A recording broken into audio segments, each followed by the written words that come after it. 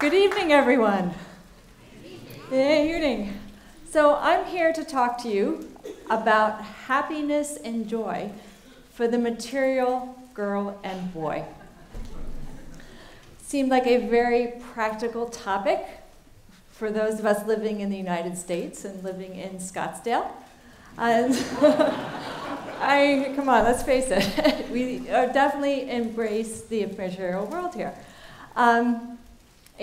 There's a lot of promise of happiness and joy in our material world, right?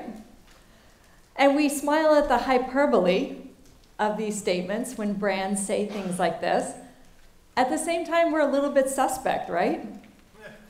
Just like you should probably be suspect of a professor of marketing who has also made her living promoting brands and designing brands, talking about happiness through material possessions. And you know what? You were right to be suspect. Many researchers also are suspect. We know that our happiness level, even though the per capita income in the United States has risen 50% over the last 50 years, our level of happiness has remained stagnant. So why is this? What's happening here? So we know through research that bigger houses, faster cars, they'll make us happy in the moment, but then afterwards, we're more depressed. We're in despair. We have paranoia. Actually, it's got the opposite effect. And a lot of this is because we quickly adapt to whatever it is as humans. This is something that we do naturally. We need to be quick learners, but it leaves us feeling a bit empty in our possessions. And so we kind of have this tendency to spiral down. So why am I promoting that happiness is possible in these things? And what is my point here? I take hope in Dan Gilbert. Dan Gilbert's a researcher he's been on this TED stage talking about happiness. And he says part of the problem is that we often guess wrong about what it is that's going to make us happy. In his discovering that we guess wrong, from this, maybe I'm an optimist in this, but I say if you can get it wrong, you can get it right. Okay? So there are ways that we can find in our material world a path to happiness and joy through our possessions. We just have to get it right. And I feel it is incumbent on me as somebody who designs these products and markets these products to help you find your way. So here's what I propose. I propose 3 possibilities for finding happiness and joy in our possessions. The first one is happiness in design. The second one is happiness via design. And the third one is happiness by design. Ready? All right, let's go. First, close your eyes. Think of something in your life, something that you looked forward to purchasing, something that you own that you're really proud of. It's important to you. It's special to you. No one can take this away from you. It has value when you show it to people. You're proud of it. Maybe it's something that design critics consider quintessential, something like Zippo lighter. Who can deny the beauty and the form in the iPod?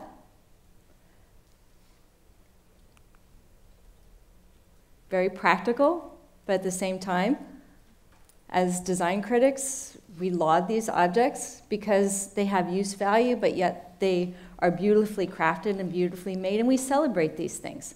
And it's a good thing to celebrate these things because they reflect the craftsmanship of the maker. They reflect our ability. They're objects of art to us. Ray-Bans, Sometimes these things that are quintessential to us, these objects, these things we spend our money on, they're expensive. Cartier watches, just beauty and form in the Porsche, or scarves, Hermes. Sometimes our quintessential objects, the things that we value and pick, they can be very mystical.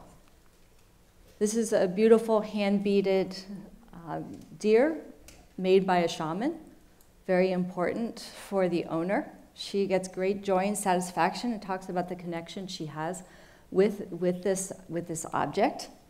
Sometimes they're nostalgic picks that people find quintessential. Whammo Frisbees. So something fun to own. And who can deny the beauty and comfort and joy in owning a pair of 501 jeans? I mean, classics, absolute classics. And then we have whimsical picks. Alessi Design Company. Anybody know what this is? It's for eggs in the morning.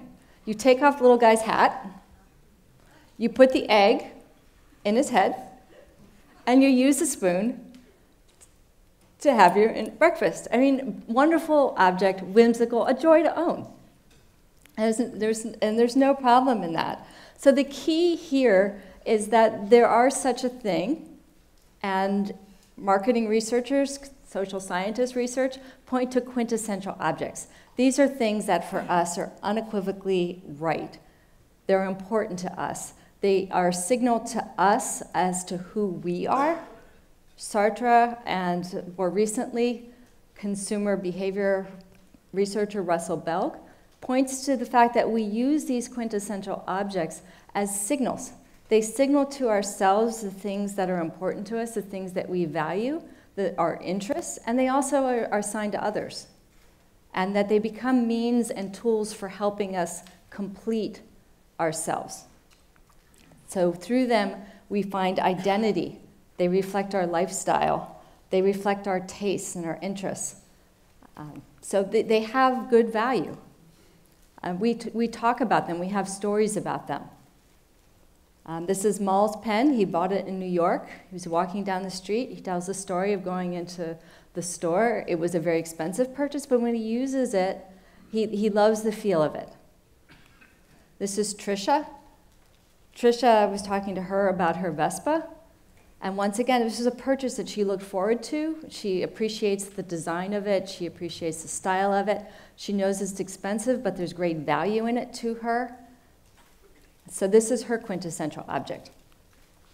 So the value of these, you often will hear people talk about things just like Mal, just like they talk in terms of it's meaningful to me because I got it on sale. It's a good deal. We have to justify these purchases.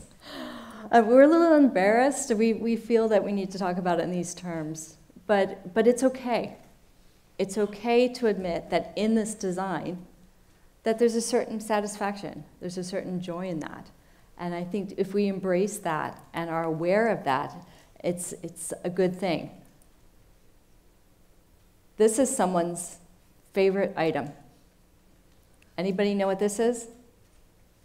And sometimes this is a miniature of this, which is outside of John Moore College in Liverpool. It's a super llama banana. So a super llama banana is actually a macro of the micro original, which is only 4 inches tall.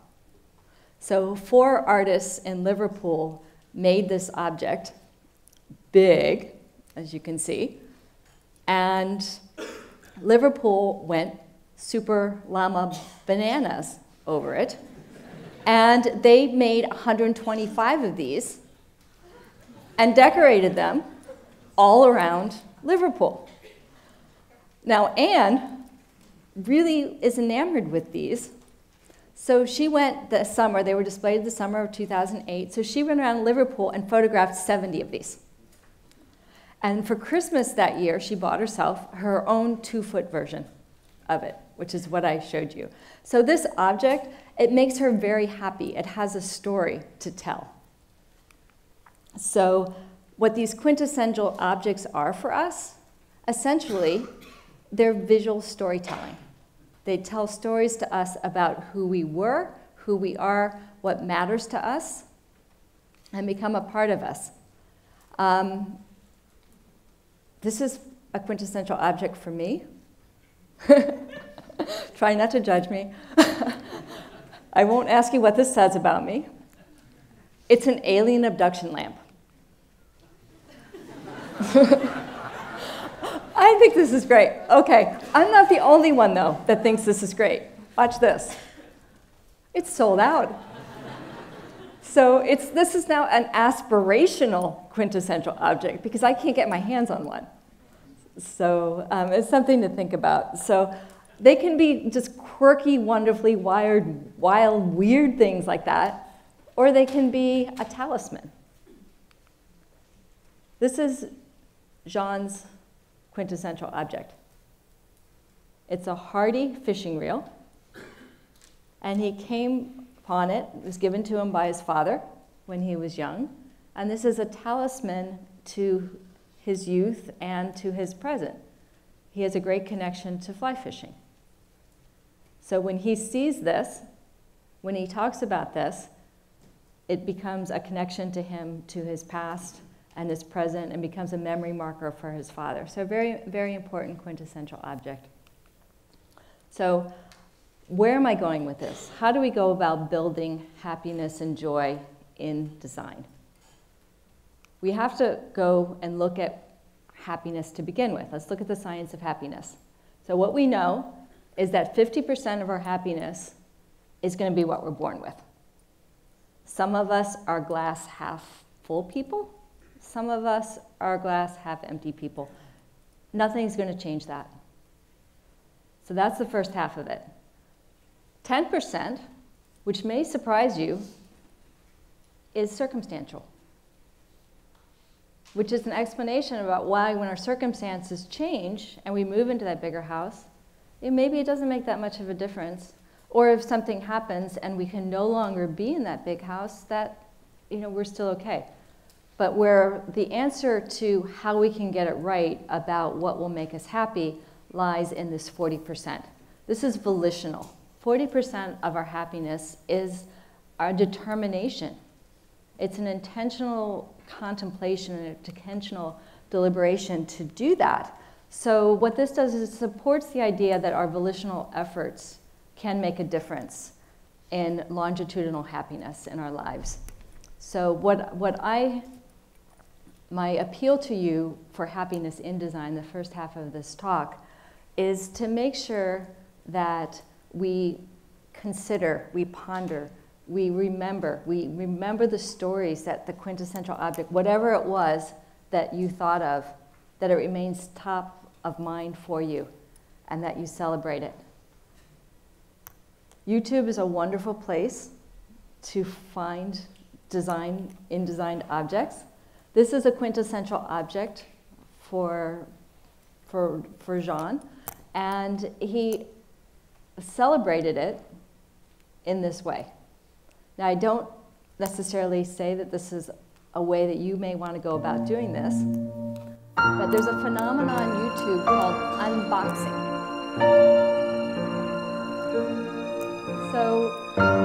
But what I want you to pull from this is that this is very intentional consideration of the value of this quintessential object. It's a testament, it's memorial to it as we go through the process of this.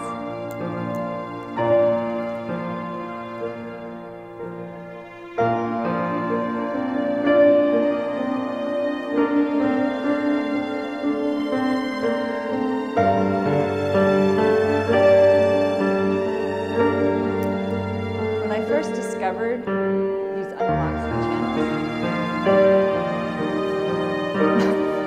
My reaction was, but then I started to think about it, and I flipped that, being the half-full person glass lamp, and said, this is a wonderful reflection of somebody who appreciates quality design.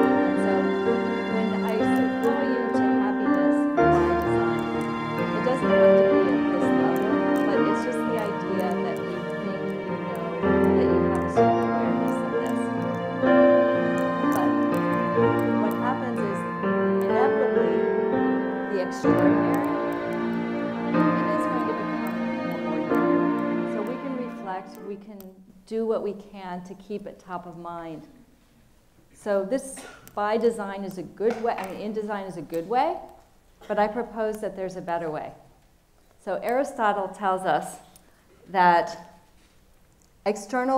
people fancy external goods and they think that they're going to make us happy. It's true in Aristotle's day, it's true today, but that the real happiness is an activity. So that's where we get to number 2. So happiness is better found via design. And what I mean by that is that possessions can take you to one level. Experience, marketing researchers have come up with what they call the experience recommendation. So in the experience recommendation, they're better than possessions, and here are their arguments. They say they're better because they improve over time where possessions do not. So that transatlantic flight that you took where you're cramped in that seat and the food was awful, you get overseas and you have this incredible journey in France and you forget all the pain and the trouble that went into it. So they are more meaningful that way. Experiences are unique. There's not a single person in this room who experiences life in the same way. They're individual to us. They tell us something about ourselves. And lastly, they have more social value because you experience things, you go to a concert together, you travel together. And also, other bonus socially, it's okay to talk about your travel. It's not okay to talk about our material possessions in the same way. So those 3 benefits. However, downside, trips over, what are we left with? Selfies. Lots and lots of selfies. Why? Because we're trying to capture that. So what I propose, and what came out of my research, is that by taking a quintessential object and making it certain that it's one that you can experience life on, you get the best of both worlds. So you get the in-design of the quintessential object, and you also get the via design. So these are what I call experiential objects. So meet Duke. Duke is an experiential object. So John lives in England, and he grew up and had a scooter like this when he was 20. He's now 60, and he wanted to buy a scooter that was the replica of the scooter that he had when he was 20 and got to explore the world on. So this is an object that allows him to go and travel the world and brought him to this place where I met him.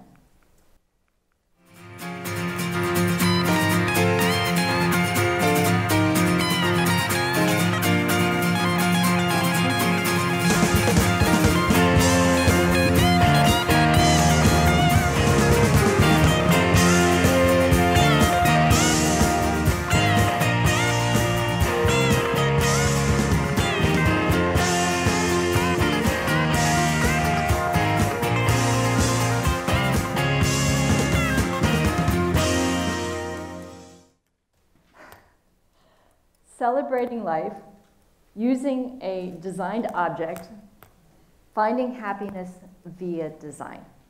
And you don't have to travel far to do this. You can do this closer to home.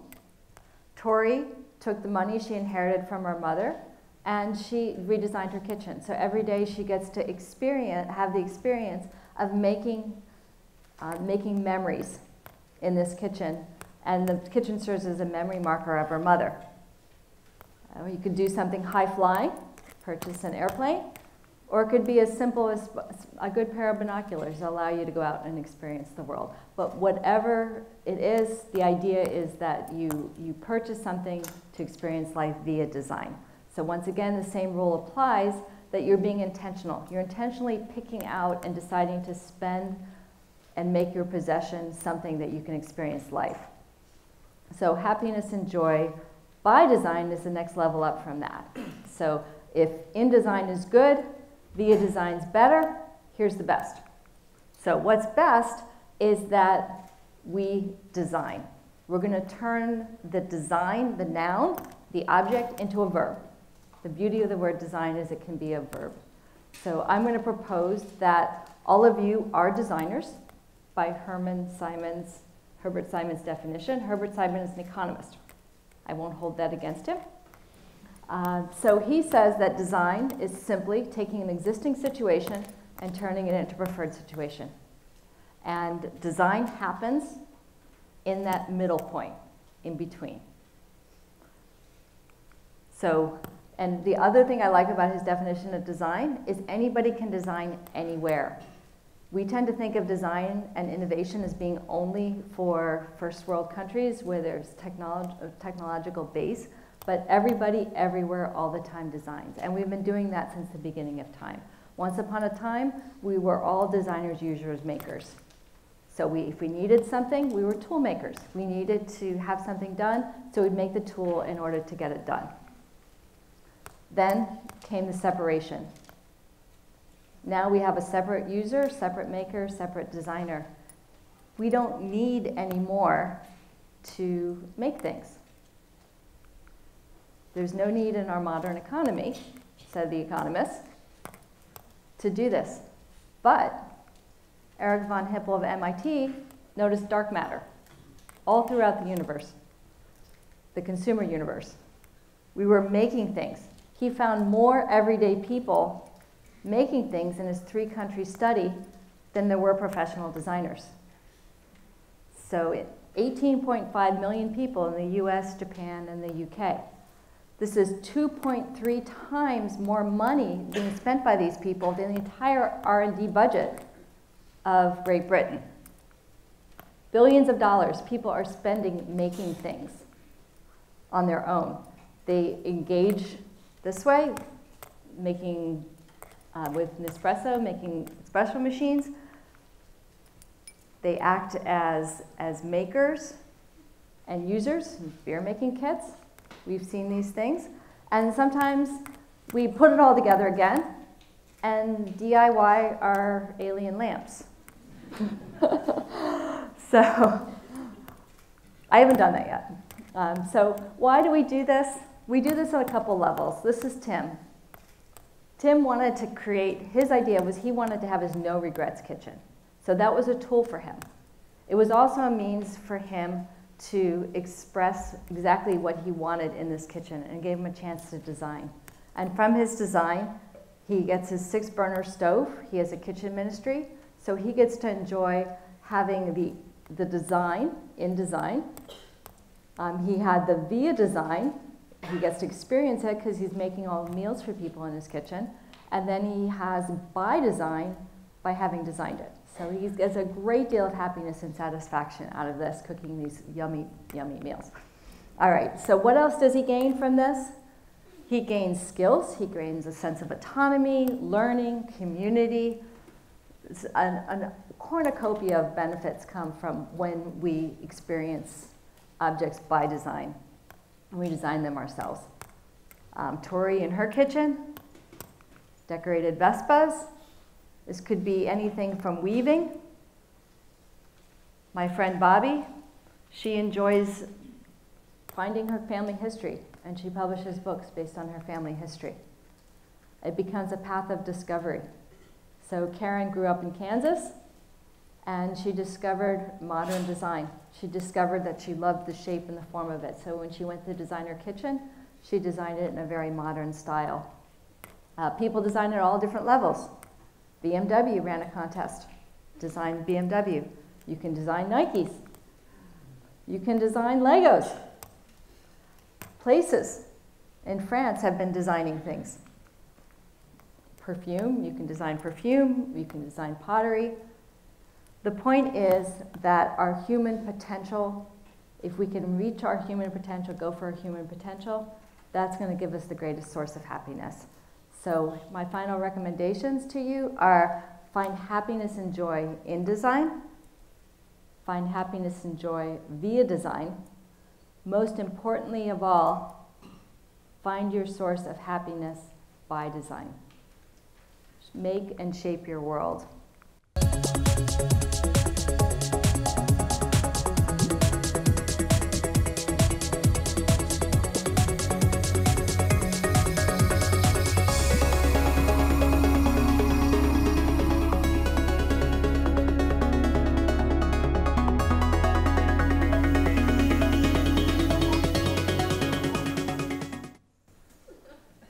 Thank you.